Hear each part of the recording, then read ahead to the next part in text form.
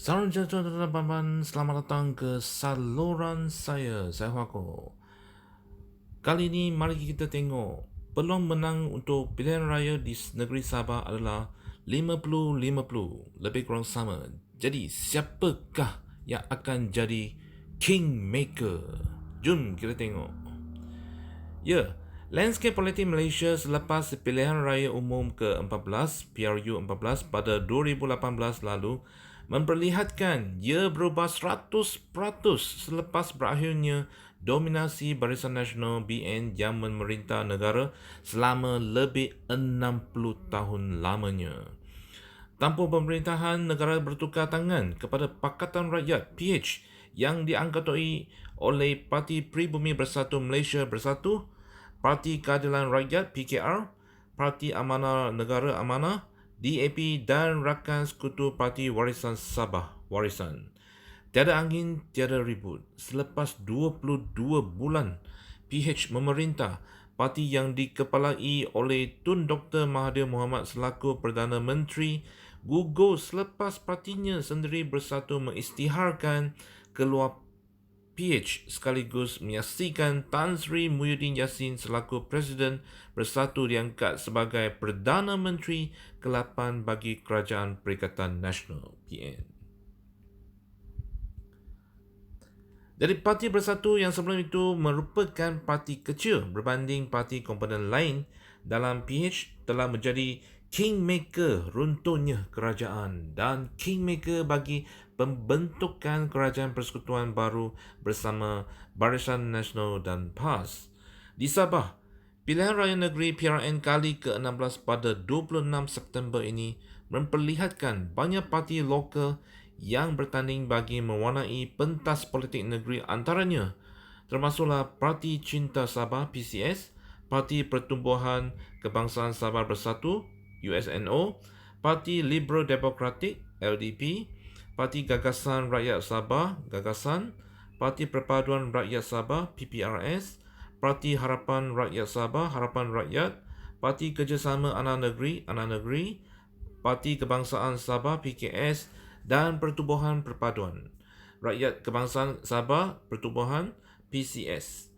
PCS sebagai contohnya tampil gah di bawah kendalian bekas Menteri Luar Datuk Seri Anifah Aman dengan meletakkan 73 calon bagi kesemua kerusi Dewan Undangan Negeri di negeri bawah bayu itu. Di atas kertas, PCS sebuah parti yang dijenamakan semula dilihat sebagai parti yang paling serius antara parti lokal lain untuk membentuk kerajaan baru di Sabah. Mengambil kira keadaan politik semasa pada ketika ini yang memperlihatkan kekuatan sama rata antara Warisan Plus serta PN dan sekutu, Parti Cinta Sabah mampu menjadi kingmaker, membentuk kerajaan bersama dengan dua parti paling dominan di Sabah pada ketika ini. Jadi semua parti lokal di Sabah mampu menjadi kingmaker, itu kita tidak boleh nafikan, tetapi cuma PCS berkemampuan demikian setakat ini. Saya melihat PCS ini adalah kingmaker terhadap sesiapa yang akan membentuk kerajaan. Jadi setakat ini Warisan Plus serta PN dan sekutu masih dalam keadaan 50-50 dan akhirnya akan bergantung kepada parti-parti kecil yang boleh menyumbang kepada pembentukan kerajaan negeri. Kata penganalisis politik Sabah daripada Universiti Malaysia Sabah UMS, Dr. Romzi Antion kepada Sinar Harian semalam. Romzi menambah, sentimen politik di Sabah juga berbeza walaupun ketika ini isu nasional di Semenanjung kian mendapat tempat di mata dan minda masyarakat Sabah. Cuma jelasnya, PRN kali ini memperlihatkan rakyat Sabah mahukan sebuah parti yang benar-benar serius untuk menguasai kerajaan negeri dan bukannya hanya bertanding untuk perjuangan parti semata-mata. Jadi sentimen ini di sini ialah hanya PCS yang kelihatan serius untuk memerintah, manakala parti lain, parti lokal tidak signifikan. Apabila sentimen itu dikaitkan untuk menang, hanya PSC yang boleh menggauk keuntungan. Jadi saya mengandaikan PCS sekurang-kurangnya mendapat 3 kerusi, hanya PCS yang ada kemampuan demikian. Parti lain manggis kalau mereka dapat 1 kerusi, katanya. Jadi trend PRN Sabah kali ini juga memperlihatkan parti-parti lokal mengetengahkan calon popular yang mempunyai aura tersendiri bagi menyanyi aura Muhyiddin. Datuk Seri Bang Mokhtar Radin Ketua UMNO Sabah dan Datuk Seri Muhammad Syafiq Abdul Presiden Warisan. Selain PCS yang mengetengahkan pengaruh Anifah, USNO pula menampilkan bekas Yang di-Pertua Dewan Rakyat Tan Sri Pandika Amin Mulia, manakala LDP diperkuatkan dengan bekas Ketua Menteri Tan Sri Chong Kah Kiat. Pengarah Pilihan Raya LDP yang juga naib Presiden parti itu, Dato' Chin Shu Ying berkata, penampilan semula Kah Kiat selepas 13 tahun bersara daripada arena politik membolehkan rakyat Sabah mempunyai pilihan paling baik untuk PRN ini. Keyakinan untuk menang itu memang ada. Kalau tidak, kita tidak akan buang masa untuk meletakkan calon di 46 kawasan. Kita buat slogan, kita cakap, kita buat. Okay? Rakyat dah bosan dengan janji manis. Bila menang, terus lupa janji. Kita juga menampilkan bekas Kah Kiat yang bertanding bagi kerusi Dewan Undangan Negeri INANAM. Beliau terkenal dengan tindakan memerangi pendatang tanpa izin dan meningkatkan sektor pelancongan negeri.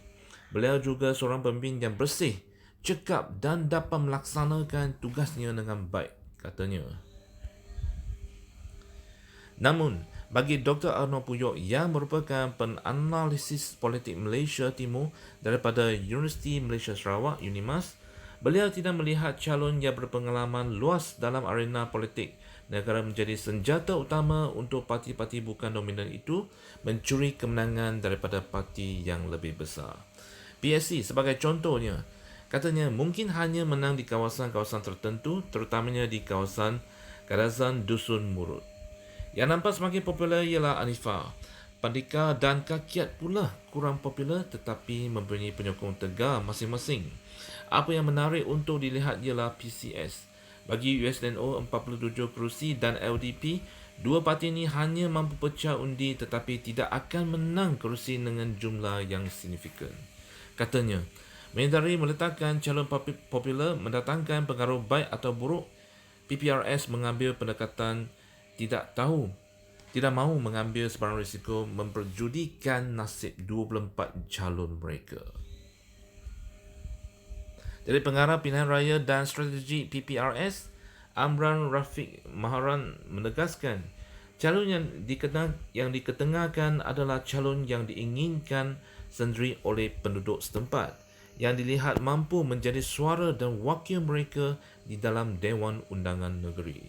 Sudah tentu kita telah memilih calon yang diinginkan oleh rakyat itu sendiri, bukan parti yang memilih. Jadi sekarang kita kena ambil perhatian suara rakyat dahulu. Pemilihan calon bukannya bergantung kepada kehebatan dan sejarah politiknya, kata beliau. Andai PPRS memperoleh kemenangan sekurang-kurangnya 1 kerusi dan mahu membentuk kerajaan bersama, Amran menegaskan PPRS hanya akan bekerjasama dengan parti yang bebas daripada isu korupsi. Ya, tuan-tuan dan puan-puan, saya berharap berita ini dapat memberi sedikit maklumat kepada anda, terutamanya kepada sesiapa yang ingin tahu lebih tentang pilihan raya negeri Sabah. Jadi, jangan lupa subscribe ke channel saya. Sekian, terima kasih. Jumpa lagi.